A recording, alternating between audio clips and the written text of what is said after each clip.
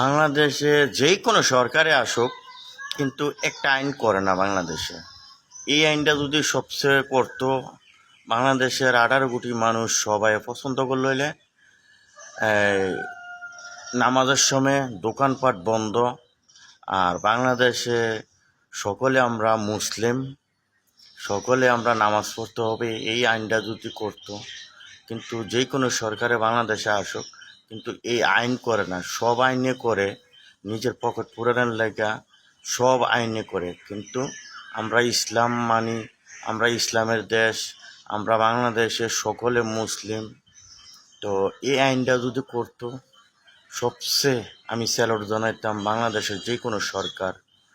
নামাজের সময় দোকান বন্ধ, আর 5 ওয়াক্ত নামাজ পড়তে হবে।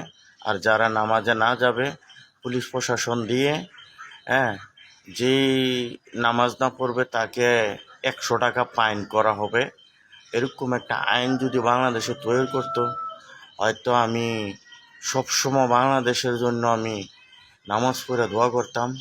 কারণ এই আইনটা যতটি মুসলিম কান্ট্রি আছে, সব মুসলিম কান্ট্রির ভিতরে আছে, সৌদি আরবও আছে এটা। তো বাংলাদেশের সরকারের কাছে আমার আবেদন রইল, আপনাদের উপরে বিবেচনা দেওয়া হইল, যে সরকারে আসুক বাংলাদেশে এই আইনটা যাতে করা হয়। করলে ছোট বাচ্চারা হতে, যারা আমাদের মায়ের জাত, মা বা বাবা এবং কি আমার বোন, সকলে খুশি হবে যারা ইসলামের পথে আছে। আর যারা মনে করেন ইসলামের পথে নাই, তাদের কাছে কিন্তু এই আইনটা ভালো লাগবে না। তারা তো বুঝে নেয় আখেরাতে জাহান্নামী। তো সকলে ভালো থাকবেন। ওকে, আসসালামু আলাইকুম ওয়া রাহমাতুল্লাহ।